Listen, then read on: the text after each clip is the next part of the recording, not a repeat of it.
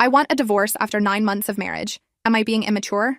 The therapist's office smells like lavender and judgment. My husband sits on the opposite end of the couch, a careful 2 cushions between us. We've been coming here for 6 weeks. He still doesn't understand why I'm leaving. It started 3 months after the wedding. I came home from my nursing shift to find him in our bedroom, going through my phone, not casually scrolling, systematically screenshotting every conversation, every text, every social media message. When I asked what he was doing, he smiled and said he was just making sure his wife wasn't hiding anything. I laughed it off as paranoia, new marriage jitters. But then he created a shared calendar and required me to log every location I visited. Grocery store, 15 minutes. Coffee with college roommate, pre-approved, 90 minutes maximum. He called it being considerate, letting each other know where we were. My friends noticed I stopped responding to group chats. I deleted most of my social media by month 5. Not because I wanted to, but because he'd stand over my shoulder while I scrolled, asking who every person was, why they'd liked my photo, what our relationship history included. It was easier to just stop posting. The real breaking point came last month. I picked up an extra shift at the hospital without updating the calendar. When I got home at midnight, exhausted after a 16-hour day, he was sitting in the dark living room, waiting. I explained about the shift, showed him my work badge, my scrub still covered in someone else's blood. He pulled out his laptop. He'd installed a tracking app on my car without telling me. He showed me the route I'd taken, time-stamped and color-coded. I'd stopped at a gas station for 8 minutes. That was 5 minutes longer than necessary according to his calculations. This is for our protection, he explained. What if something happened to you? I'd need to know where you were. I called my sister that night from the hospital bathroom. She drove 4 hours and packed my essentials while he was at work. I've been staying with her ever since.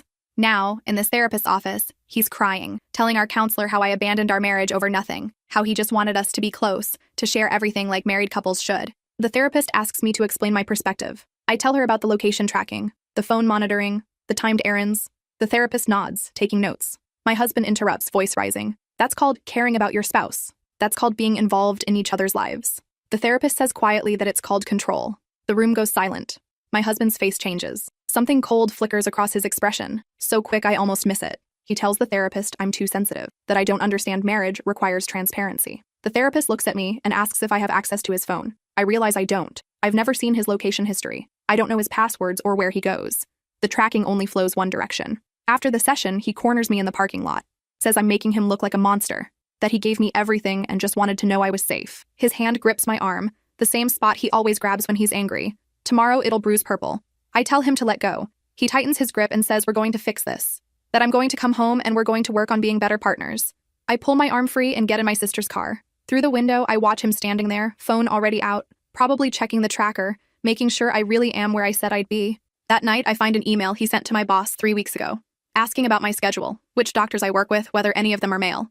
My boss never responded, but the fact that he tried makes my stomach turn. The next morning, I change my number, remove the tracker from my car, file the divorce papers. He shows up at my sister's house that evening with flowers and tears, begging for another chance. But when I don't answer the door, I watch through the window as his expression shifts. The tears stop instantly. He pulls out his phone and takes photos of my sister's house, her car, her license plate. Then he just stands there, staring at the windows, waiting to see which room I'm in. My sister calls the police.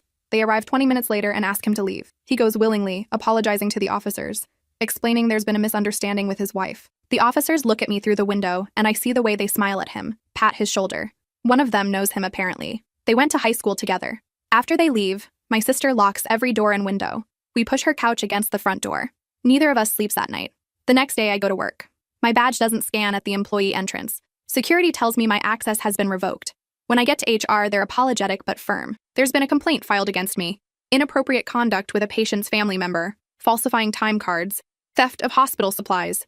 I've worked at this hospital for 6 years, never had a single complaint. The HR director slides a folder across her desk. Inside are printed emails, all from my work account, asking a pharmaceutical rep for controlled substances, messages I never sent, a photo of me that looks like I'm accepting an envelope of cash in the parking lot, except I'm wearing scrubs I don't own, and the timestamp is from a day I wasn't even scheduled. Someone doctored these, I say. The HR director nods sympathetically. She believes me, I think. But hospital policy requires an investigation. I'm suspended without pay pending the outcome. Could take weeks, maybe months. I know who did this. I just can't prove it.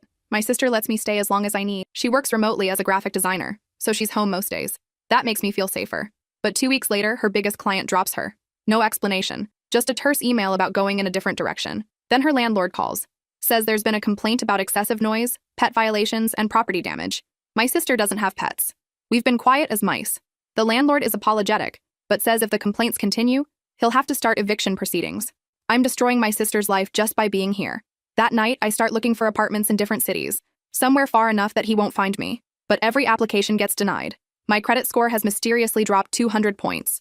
There are collections I never opened, late payments on accounts I don't recognize. My college roommate calls. She's crying. Someone sent her employer screenshots of old Facebook messages between us from years ago, taken wildly out of context, making it look like we were planning to embezzle from her company. She's been put on administrative leave. She asks me what's happening, why someone would do this. I can't tell her the truth because it sounds insane. My mom calls next. Someone mailed her newspaper clippings about my suspension from the hospital, with a handwritten note saying I'm addicted to prescription drugs and she should stage an intervention. She's beside herself with worry. I try to explain, but I can hear the doubt in her voice.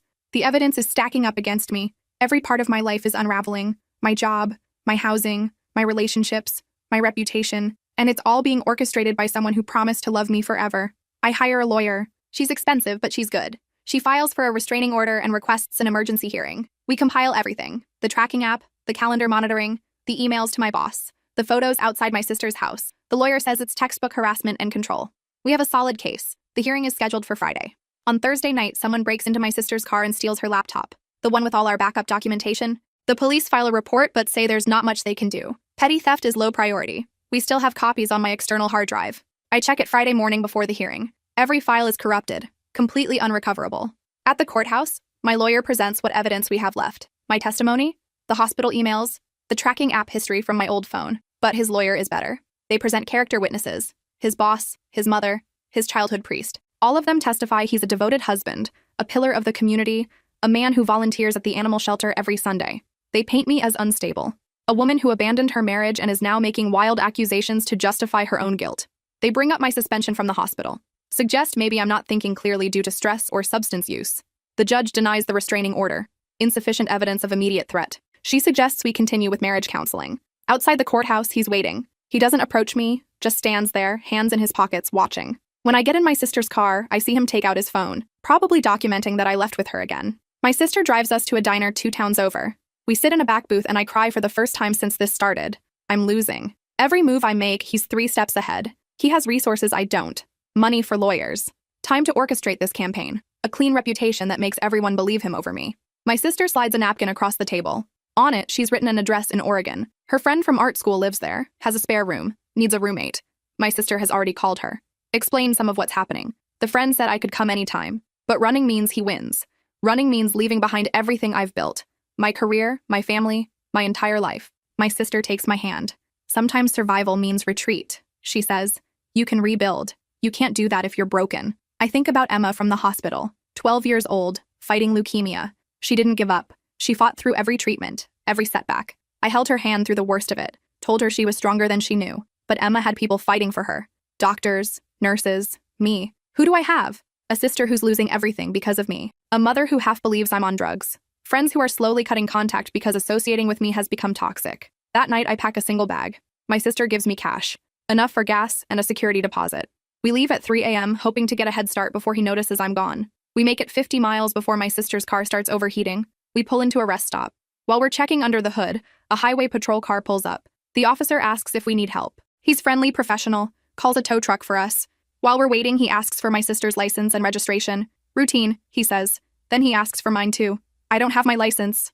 It's back at my sister's apartment. I forgot it in the rush to leave. The officer goes back to his car, comes back 10 minutes later with a different expression. Turns out there's a warrant out for my arrest. Failure to appear for a court date. I have no idea what he's talking about. He shows me the paperwork. It's for a traffic violation in a county I've never been to, for a car I don't own. I'm handcuffed. Read my rights. Put in the back of the patrol car while my sister stands there, helpless and crying. The officer is apologetic, just doing his job. The warrant is real, even if I didn't know about it. At the county jail, I sit in a holding cell for 18 hours before seeing a judge. By then, my sister has contacted the lawyer, but the bail is set at $5,000. My sister doesn't have that kind of money. Neither do I. I spend 3 days in jail before my sister can scrape together enough for a bail bondsman. When I finally get out, she tells me what happened while I was inside. Someone vandalized her apartment. Spray-painted words across her living room wall. Homewrecker, liar, thief. Her landlord started eviction proceedings immediately. She has 30 days to leave. We abandoned the Oregon plan. It's too risky now. Every time we move, he finds us. Every time we try to build something, he tears it down. My sister gets us a room at a motel on the edge of town. It's cheap and depressing. Stained carpets. A heater that barely works. But it's all we can afford. I lie awake at night, listening to trucks on the highway, wondering how it came to this. 9 months ago, I was married to someone I thought I loved. I had a career, stability. Now I'm unemployed, living in a motel with a criminal record I didn't earn. The hospital investigation drags on. My lawyer says even if I'm cleared, the damage to my reputation might be permanent. Healthcare is a small world. Word spreads. No one wants to hire a nurse with accusations hanging over their head. I apply to positions in other states. Different specialties. Anything to get back to work. Every application asks if I've ever been suspended or investigated. I have to check yes. I try to explain in the comments section, but it sounds defensive, desperate. Weeks pass, then months. My sister finds a new apartment, smaller and farther from her clients. I help with rent using the last of my savings. We're surviving, barely. Then I get a call from an unknown number. I almost don't answer, but something makes me pick up. It's Patricia, the hospital HR director. She sounds different, tired. She asks if I can come to her office, alone, off the record. I meet her at a coffee shop instead. She's nervous, looking over her shoulder. She tells me the investigation is closed. All charges dropped. The emails were traced back to an IP address registered to my husband's home office. The photo was confirmed to be digitally altered. The pharmaceutical rep I allegedly contacted doesn't exist. The hospital knows I was set up. They're offering my job back, full back pay, a formal apology. But there's a catch. They want me to sign an NDA. No lawsuits, no public statements. They're worried about liability, about how it looks that they suspended me based on fabricated evidence. I ask why she's telling me this off the record. She leans forward, voice low. Because your husband's family donates a lot of money to this hospital. 6 figures annually. The board wanted this buried quietly. They were going to let your suspension stand. Call it a mutual separation. But Patricia's daughter was in a controlling relationship once. Saw the same patterns, the isolation, the sabotage. She pushed back against the board's decision, threatened to go public herself if they didn't clear my name. I signed the NDA. I need the job too badly to fight it. But I also file a police report about the fabricated evidence. The officer who takes my statement is sympathetic but realistic. Proving cybercrime is difficult, expensive, and my husband's lawyer will claim I'm harassing him, trying to damage his reputation because I regret leaving the marriage. Still, it's on record now. A paper trail. I start back at the hospital the following week. My coworkers are awkward around me at first. They've heard rumors, seen the suspension, but slowly things normalize. I'm good at my job. That speaks louder than gossip. My sister and I settle into a routine. We're careful. We vary our routes to work, check our cars for tracking devices weekly. We never post on social media. We keep our circle small. For a while, things are quiet. No more incidents. No more sabotage. I start to think maybe he's moved on, found someone else to control, or maybe the police report scared him off. Then I meet someone, a respiratory therapist named Christopher. He's kind, funny. We start having coffee in the hospital cafeteria during breaks. Nothing serious, just conversation. But it feels good to talk to someone who doesn't know my history, who sees me as just another nurse, not a victim or a cautionary tale. Christopher asks me to dinner. I say yes. We go to a quiet Italian restaurant. He talks about his family, his dog, his plans to maybe travel next year. I talk about work, about my sister, carefully editing my recent past. He walks me to my car afterward, asks if he can see me again. I'm about to say yes when I notice something. A car parked 3 spots down, someone sitting in the driver's seat, just sitting there, not looking at their phone, not doing anything, just watching. I can't see their face. But something about the posture is familiar, the way they're holding the steering wheel, both hands at 10 and 2, exactly how my husband always drove. I tell Christopher I had a nice time, but I'm not ready to date. He's disappointed but understanding. Gives me his number in case I change my mind. I get in my car and drive home, taking a different route than usual. The car 3 spots down doesn't follow, but I can't shake the feeling I'm being watched. At home, I check all my accounts. Bank statements, credit reports, email logs. Everything looks normal, but I know better now. Normal doesn't mean safe. My sister comes home from the grocery store upset. She ran into someone who asked about me, a man she didn't recognize. He claimed to be an old friend of mine from nursing school. Wanted to know where I was living now, if I was seeing anyone. My sister didn't tell him anything, but she's rattled. I never went to nursing school with anyone matching the description she gives. We install a security camera outside our apartment door. The landlord isn't happy about it, but allows it. That night, I review the footage from earlier in the day. At 2 p.m., while we were both at work, someone approached our door. They didn't knock, just stood there for several minutes looking at the lock. Then they left. The camera doesn't catch their face. But they're wearing a jacket I recognize. Blue with yellow stitching on the sleeves. My husband's favorite jacket.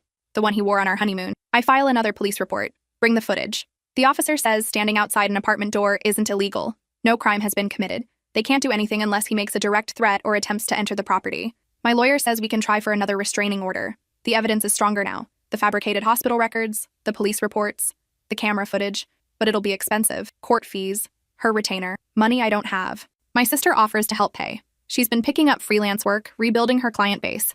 But I can't let her sink more money into my disaster. Instead, I start documenting everything myself. Every strange incident. Every unexplained occurrence. I keep a detailed log with dates, times, locations. I back it up on 3 different cloud services. I send copies to my lawyer, to my mom, to my college roommate, insurance in case something happens to me, because I'm starting to realize this isn't going to stop. He's not going to move on. This is his new hobby, his new form of control. If he can't track my every move, he'll make sure my life is unstable enough that I'm always looking over my shoulder. Christopher texts me a few times, just friendly messages, asking how I'm doing, sharing funny stories from work. I don't respond. I can't risk dragging someone else into this. But then one day, Christopher doesn't show up for his shift. The hospital calls his emergency contact. No answer. They send someone to do a wellness check at his apartment. He's not there. His car is in the parking lot. His wallet and phone are on his kitchen counter. But Christopher is gone. The police treat it as a missing person case. They interview everyone who knew him, including me. I tell them about our dinner, about the car in the parking lot, about my husband. The detective takes notes, but I can see the skepticism in his eyes. Christopher's disappearance is probably unrelated. People go missing for all sorts of reasons. But I know better. 3 days later, Christopher turns up. He's fine. Confused, but fine. He says he doesn't remember much. He was getting groceries when someone approached him in the parking lot, asked for directions. The next thing he remembers, he's waking up in his car on the side of a highway 2 states away. 12 hours have passed. The police suspect drugs. Maybe Christopher was roofied. But his blood tests come back clean. The hospital does a full workup. No signs of assault. No physical trauma. Just missing time and a foggy memory. Christopher takes a leave of absence, says he needs to figure out what happened. I visit him once, bringing soup and magazines. He seems scared, keeps checking the locks on his doors, keeps asking if I know anything, if maybe this is connected to me somehow. I lie and say no, but we both know the truth. After that, I stop making friends. Stop talking to anyone beyond surface-level pleasantries. My world shrinks to work and home, my sister and I. That's it. The divorce proceeds slowly. My husband contests everything, drags out every hearing, files motion after motion. His lawyer buries my lawyer in paperwork. It's a war of attrition, and he has deeper pockets. My lawyer finally sits me down and gives it to me straight. This could take years, cost tens of thousands of dollars.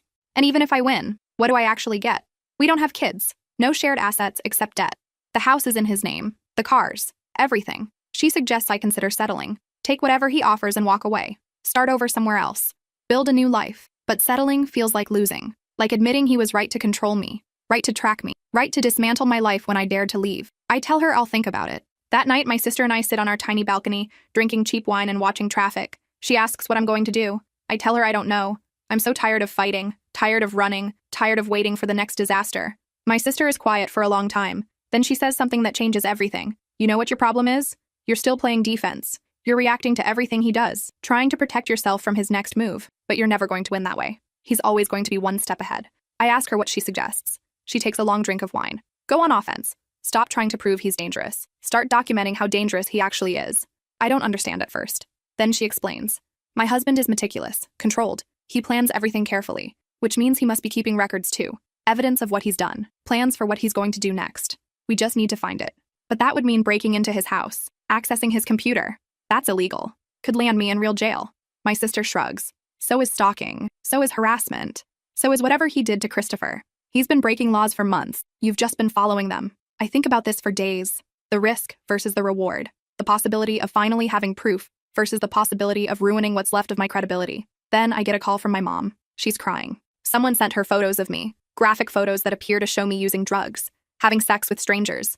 The photos are doctored clearly. My face poorly photoshopped onto someone else's body. But they're convincing enough to upset her. The photos came with a note, explaining that I've been lying to everyone, that I'm deep in addiction and denying it, that my family should intervene before I destroy myself completely. My mom wants to believe me when I say the photos are fake, but I can hear the doubt, the worry. She suggests I come stay with her, get help, see a therapist. She's starting to believe his version of events instead of mine. That's when I decide.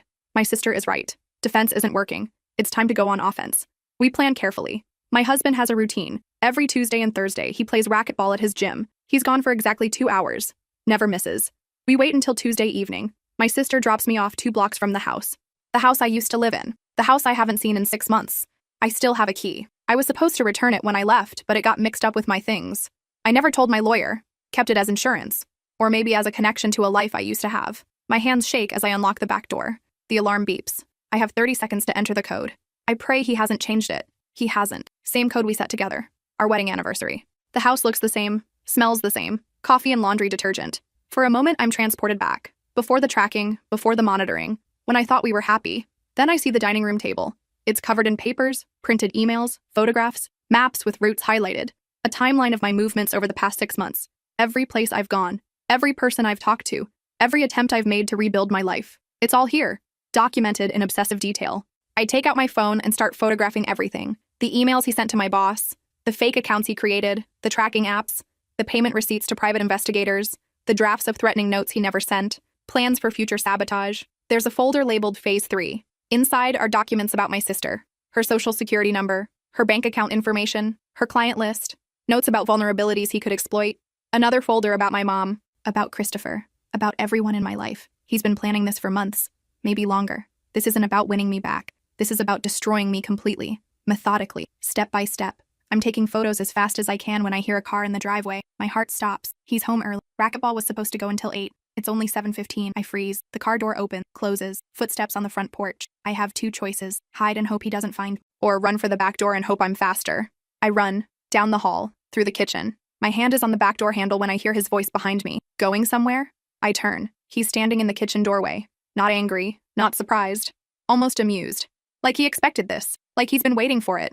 He takes a step toward me. I take a step back. My hand is still on the door handle, but my body won't move. Fear roots me in place. He speaks calmly. I knew you'd come back eventually. You're predictable.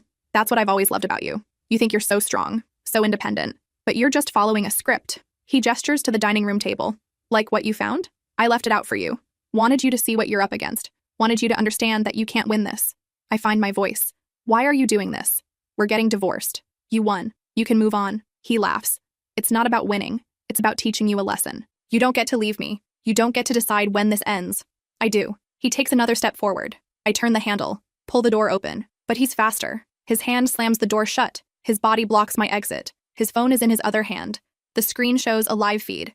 It's my sister's apartment. Her living room, her bedroom, cameras hidden everywhere. He's been watching her too. If you leave now, he says quietly, I'll send everything I have to the police.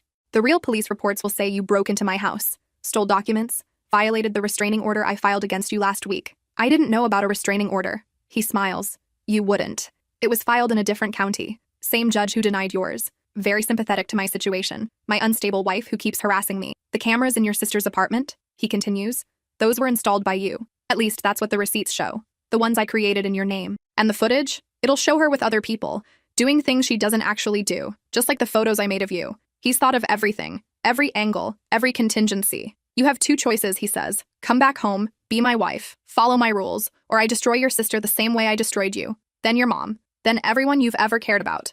I'm crying now. Not because I'm sad, because I'm furious, because he's right. He's always one step ahead. Always has another move planned. But then, I remember.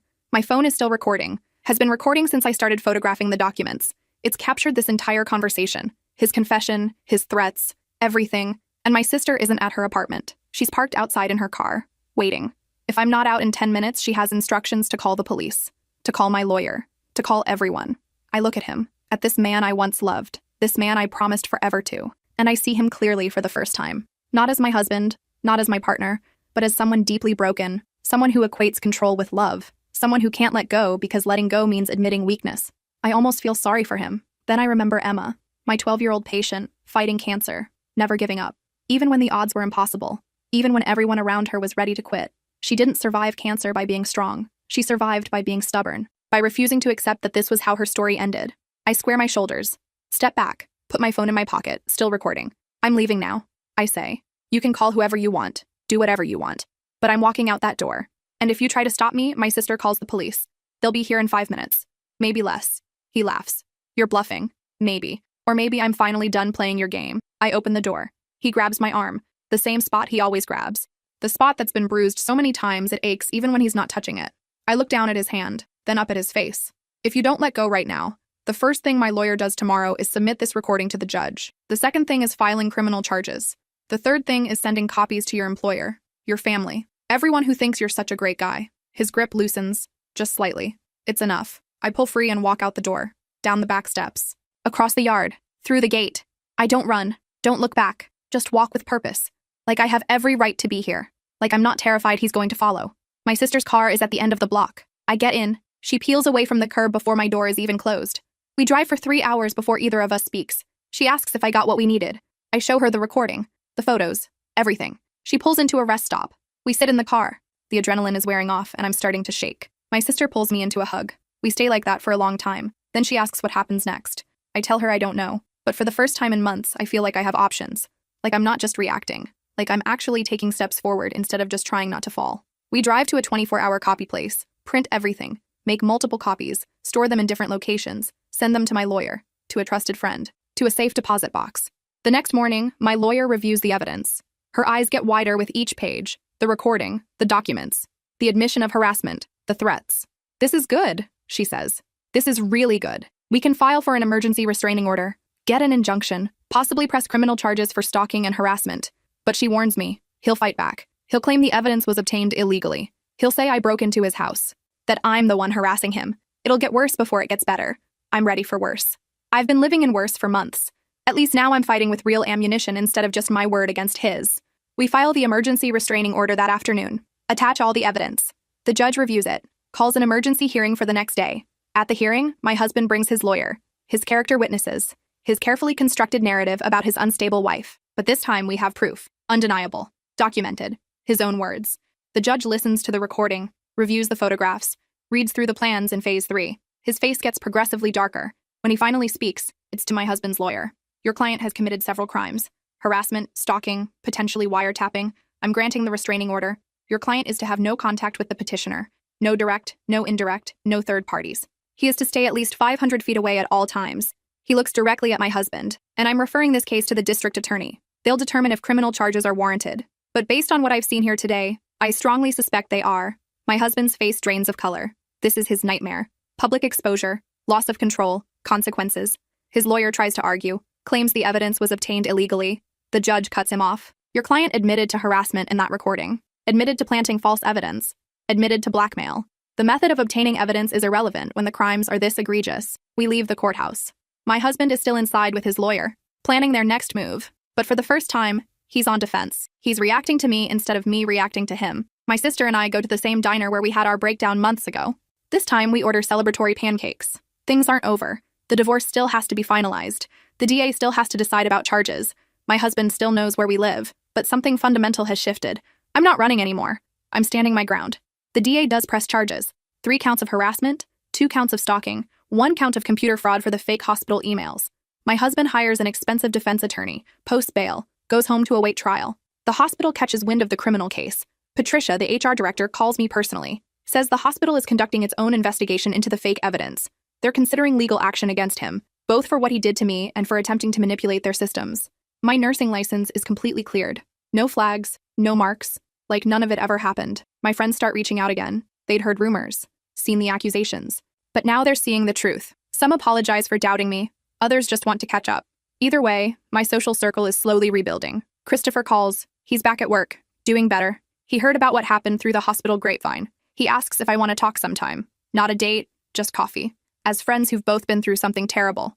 I say yes. We meet, talk for hours, about trauma, about control, about how long it takes to feel safe again. He doesn't remember what happened to him that day, but he knows now it wasn't random. We become genuine friends, the kind who understand each other's triggers, who know when to push and when to give space.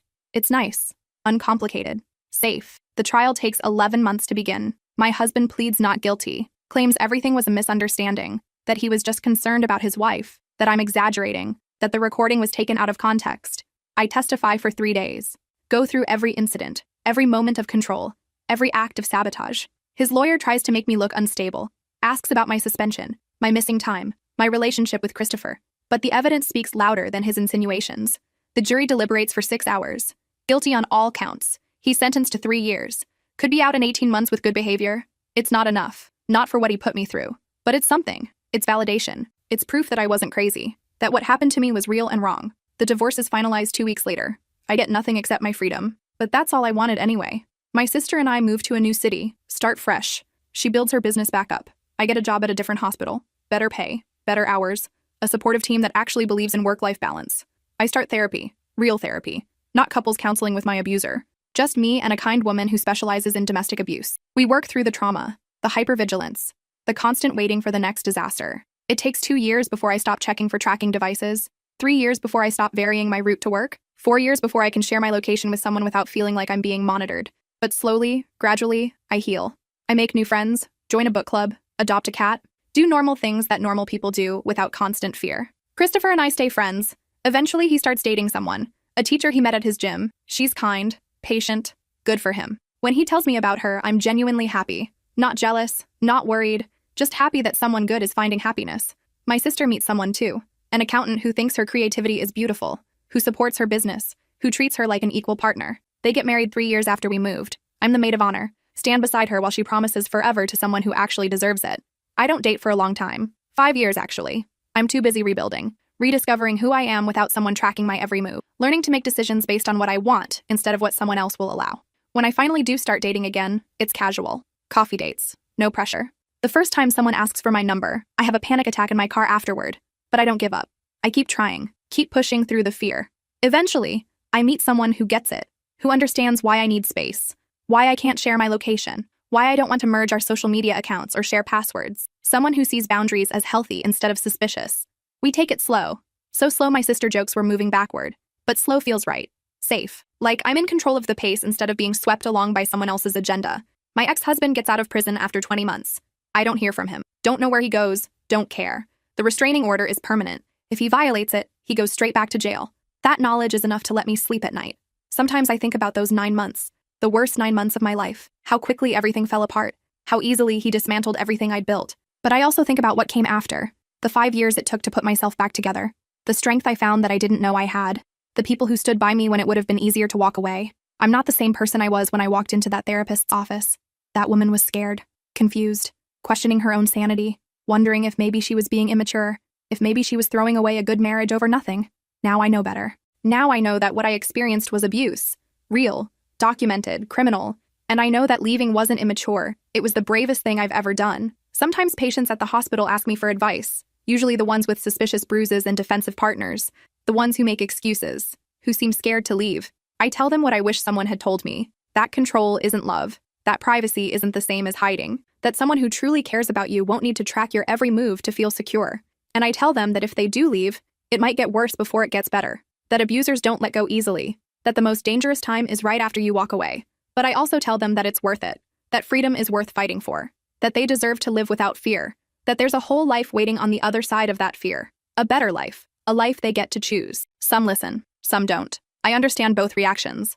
Leaving is terrifying. Staying is familiar. Sometimes familiar feels safer than unknown, even when familiar is slowly killing you. But for the ones who do leave, who do take that leap, I'm there. Offering resources, making phone calls, sitting with them while they cry, reminding them they're not alone. Because I remember being alone. Remember thinking no one would believe me. Remember feeling like I was going crazy because reality kept shifting under my feet. And I remember the people who helped me. My sister, Patricia, my lawyer, even Christopher in his own way. They formed a net that caught me when I fell. They reminded me that I wasn't imagining things, that what was happening was real and wrong. Now I try to be that person for others, the one who believes them, who validates their experience, who helps them document and escape and rebuild. It's not much.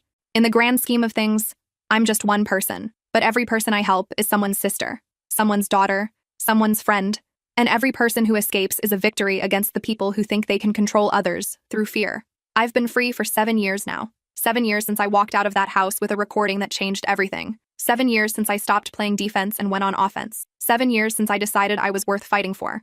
Most days, I don't think about him at all. I'm too busy living, working, laughing with friends, playing with my cat, planning my next vacation, being exactly who I want to be without anyone's permission. But sometimes, late at night, I think about that question I asked in the therapist's office. The question that started everything. I want a divorce after 9 months of marriage. Am I being immature? And I know the answer now. No, I wasn't being immature. I was being smart. I was listening to my instincts. I was recognizing danger and responding appropriately. The immature thing would have been to stay, to believe his promises that things would get better, to sacrifice my safety and sanity for the sake of a marriage that was broken from the start. Walking away was the most mature decision I've ever made. And everything that came after, the fighting and the fear and the slow rebuild, that was just proof that I made the right choice. Because I'm still here, still standing, still free, and that's worth everything.